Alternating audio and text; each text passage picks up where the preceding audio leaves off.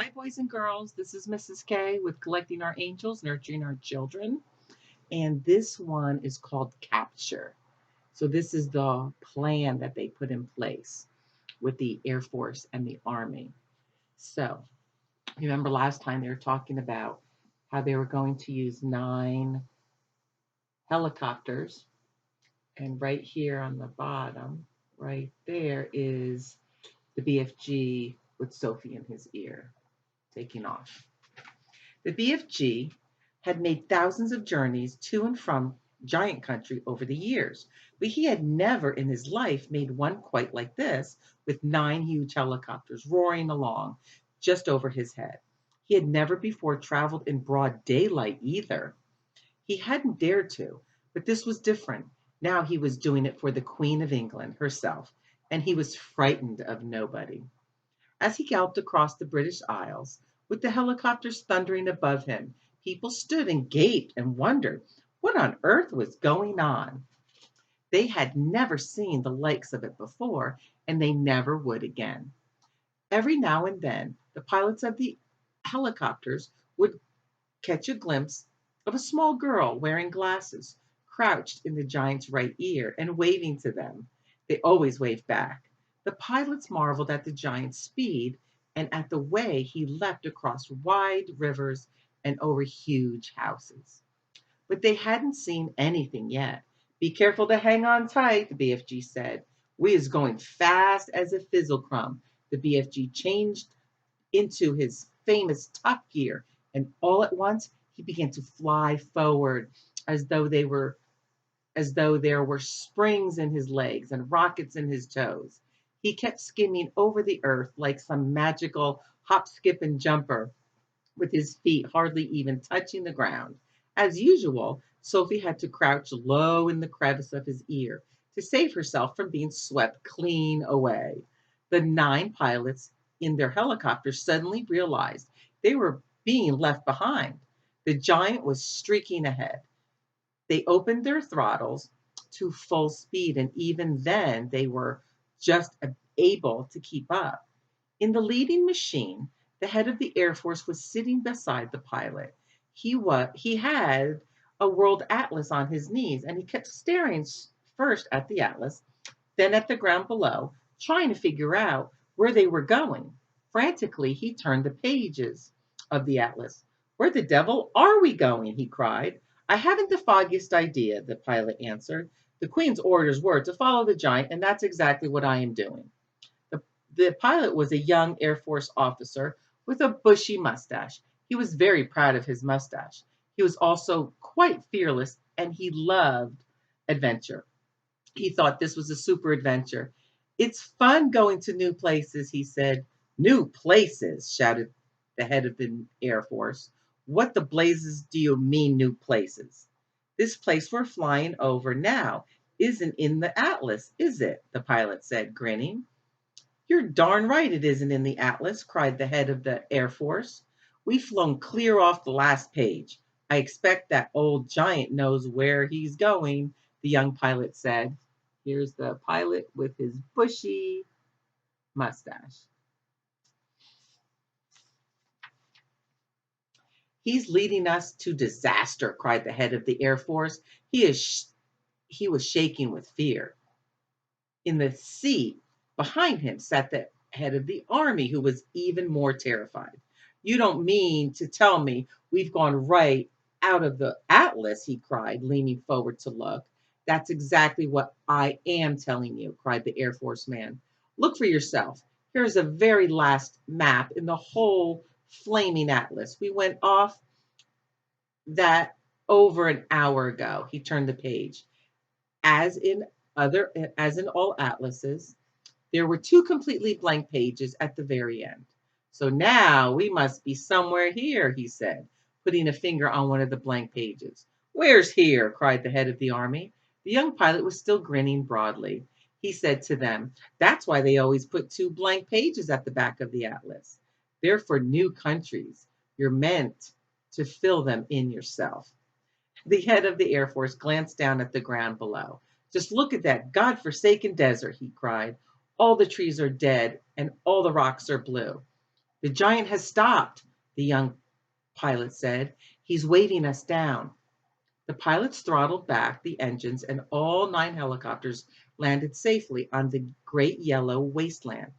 Then each of them lowered a ramp from its belly. 9 jeeps, one from each helicopter, had driven down the ramps.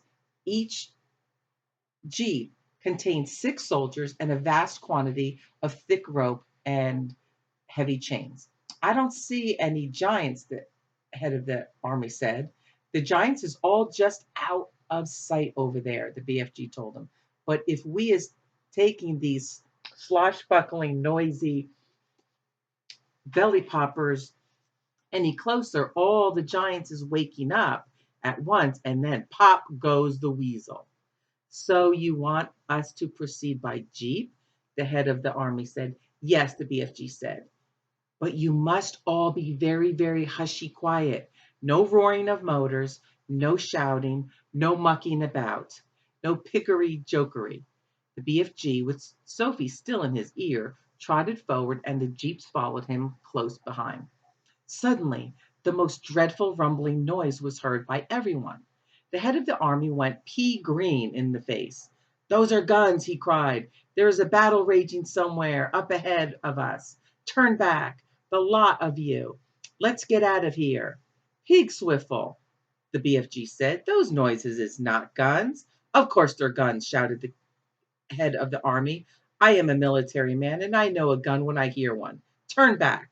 Those is just the giants snortling in their sleep, the BFG said.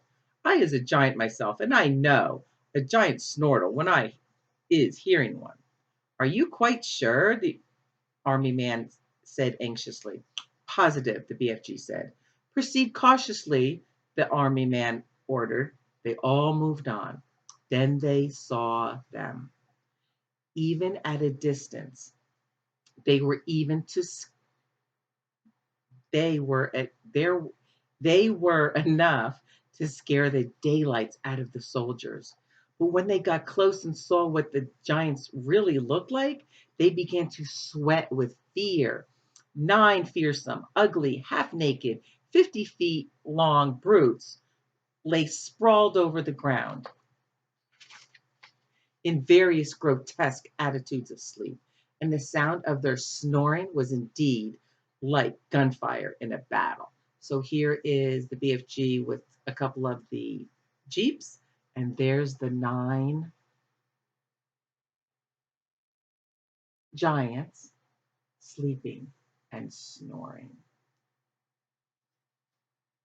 The BFG raised a hand. The jeeps all stopped. The soldiers got out.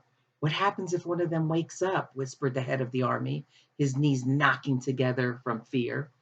If any one of them is waking up, he will gobble you down before you can say, knack, knack, jife, the BFG answered, grinning hugely. Me is the only one that won't be gobbled up because giants is never eating giants. Me and Sophie is the only safe ones because I is hiding her if that happens.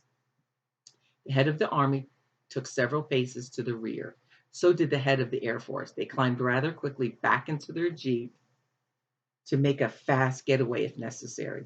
Go forward, men, the head of the army said. Go forward and do your duty bravely. The soldiers crept forward with their ropes and chains. All of them were trembling mightily.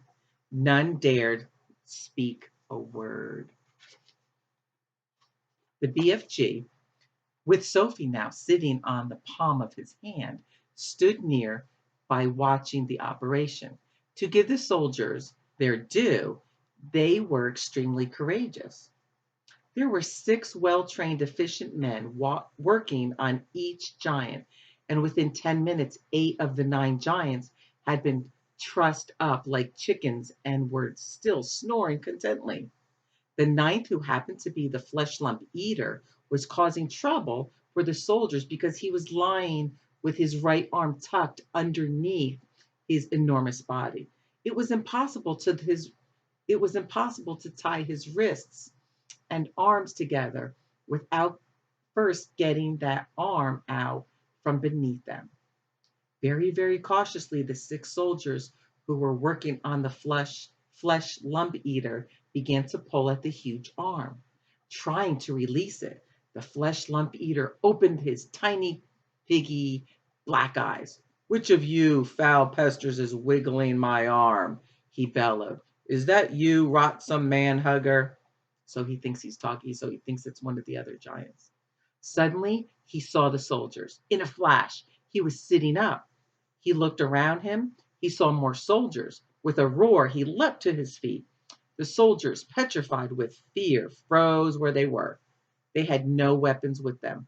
The head of the army just put his jeep into reverse.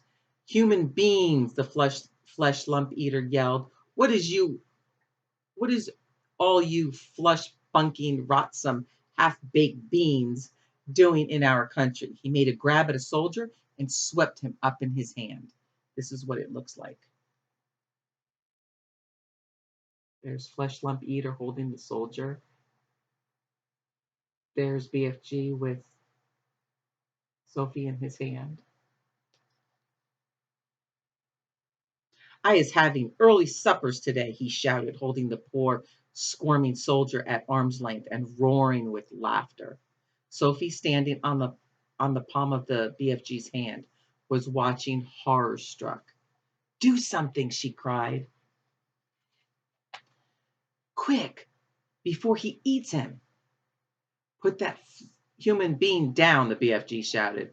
The flesh lump eater turned and stared at the BFG. What is you doing here with all these grotty twiglets? He bellowed. You is making me very suspicious. The BFG made a rush at the flesh lump eater, but the colossal 54-foot-high giant simply knocked him over with a flick of his free arm. At the same time, Sophie fell off the BFG's palm onto the ground. Her mind was racing. She must do something. She must. She remembered the sapphire brooch that the queen had pinned on her chest. Quickly, she undid it. I is guzzling you nice and slow, the flesh lump eater was saying to the soldier in his hand. Then I is guzzling 10 or 20 more of you, midgy little maggots down there. You is not getting away from me because I is galloping 50 times faster than you. Sophie ran up behind the flesh lump eater. She was holding the brooch between her fingers. When she was right up close to the great naked hairy legs, she rammed the 3-inch long pin of the brooch as hard as she could into flesh lump eater's right ankle. It went deep into the flesh and stayed there. There's a picture of that.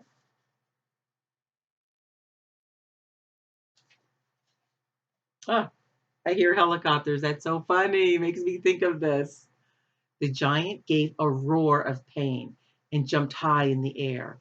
He dropped the soldier and made a grab for his ankle. The BFG, knowing what a coward the flesh lump eater was, saw his chance. You is bitten by a snake, he shouted. I seed it biting you. It was a frightsome poisonous viper. It was a dreadly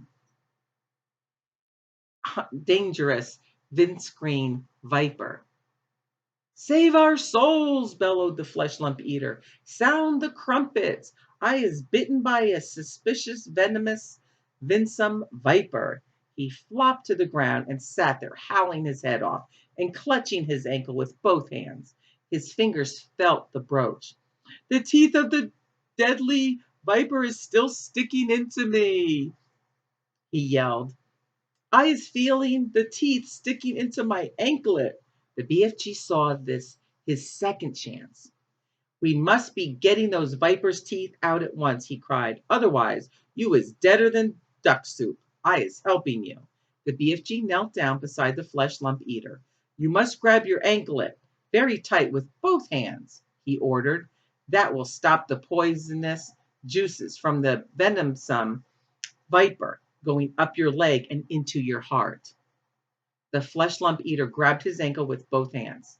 Now, close your eyes and grit your teeth. and griddle your teeth and look up to heaven and say your prayers while I is taking out the teeth of the Vensum viper, the BFG said. The terrified flesh lump eater did exactly as he was told. The BFG signaled for some rope. A soldier rushed it over to him. With both the flesh lump eater's hands gripping his ankle, it was a simple matter for the BFG to tie the ankles and hands together with a tight knot. I is pulling out the frightsome viper's teeth, the BFG said as he pulled the knot tight. Do it quickly, shouted the flesh lump eater, before I is pizened to death. Here's a picture of him, all tied up. There we is, said the BFG, standing up. You can look now. When the flesh lump eater saw that he was trussed up like a turkey, he gave a yell so loud that the heavens trembled. He rolled and he wriggled, he fought and he figgled, he squirmed and he squiggled, but there was not a thing he could do. Well done, you, Sophie cried. Well done, you. The BFG smiled down at the little girl. You is saving all our lives. Will you please get that brooch back for me, Sophie said. It belongs to the queen. The BFG pulled the beautiful brooch out of the flesh lump eater's ankle. The flesh lump eater howled. The BFG wiped the pin and handed it to Sophie. Curiously, not one of the other 8 snoring giants had woken up during this shimazel. When you is only sleeping 1 or 2 hours a day, you is sleeping extra doubly deep, said the BFG, explaining. The heads of the Army and the Air Force drove forward once again in their jeep. Her Majesty will be very pleased with me, the head of the Army said. I shall probably get a medal. What's the next move? Now you is all driving over to my cave to load up my bottles of dreams, the BFG said. We can't waste time with that rubbish, the Army general said. It is the Queen's order, Sophie said. She was now back on the BFG's hand. So the 9 jeeps drove across to the BFG's cave and the great dream loading operation began. There were 50,000 jars in all to be loaded up, more than 5,000 to each jeep, and it took over an hour to finish the job. While the soldiers were loading the dreams, the BFG and Sophie disappeared over the mountains on a mysterious errand. When they came back, the BFG had a sack the size of a small house slung over his shoulder. What's that you've got in there? The head of the Army demanded to know. Curiosity is killing the rat, the BFG said, and he turned away from the silly man. When he was sure that all his precious dreams had been safely loaded on to the jeeps, the BFG said, now we is driving back to the belly poppers and picking up the frightsome giants. The jeeps drove back to the helicopters. The 50,000 dreams were carried carefully, jar by jar, onto the helicopters. The soldiers climbed back on board, but the BFG and Sophie stayed on the ground. Then they all returned to where the 9 giants were lying. That's what they're going to talk about next, carrying them. It was fine. It was a fine sight to see them, these great air machines hovering over the trussed up giants. It was an even finer sight to see the giants being woken up by the terrible thundering of the engines overhead. And the finest sight of all was to observe those 9 hideous brutes squirming and twisting about on the ground like a mass of mighty snakes as they tried to free themselves from their ropes and chains. I is flush-bunkled, roared the flesh lump eater. I is spizzwiggled, yelled the child chewer. I is swallowed, bellowed the bone cruncher. I is grudgeled, howled the man hugger. I is gun swiped, shouted the meat dripper. I is fluck gunkled, screamed the maid masher. I is slop groggled, squawked the gizzard guppler. I is crod squinkled, yowled the blood bottler. I is muggered, screeched the butcher boy.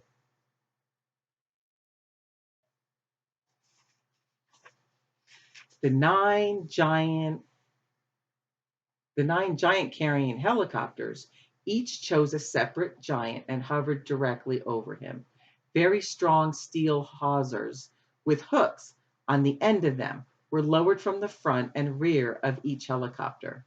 The BFG quickly secured the hooks to the giant's chains, one hook near the legs and the other near the arms. Then very slowly the giants were winched up into the air, parallel with the ground. The giants roared and bellowed, but there was nothing they could do. The BFG, with Sophie once more resting comfortably in his ear, set off at a gallop for England. The helicopters all banked around and followed after them. It was an amazing spectacle. Those 9 helicopters winged through the air, each with a trussed up 50-foot long giant slung underneath it. The giants themselves must have found it an interesting experience. They never stopped bellowing, but their howls were drowned by the noise of the engines. When it began to get dark, the helicopters switched on the powerful searchlights and trained them on the galloping giant so as to keep him in sight. They flew right through the night and arrived in England just as dawn was breaking. Here's a picture of that again. All being carried by the helicopters. Okay, we have 2 left. The next time we read, it's going to be called The Feeding Time, and then the last one called The Author. And they're both very short, so we'll read those together. Okay, mind your parents. Don't forget to breathe. Don't forget to find something fun to do and color some pictures. Maybe color some for a neighbor. I'll talk to you soon and we'll finish up the book tomorrow.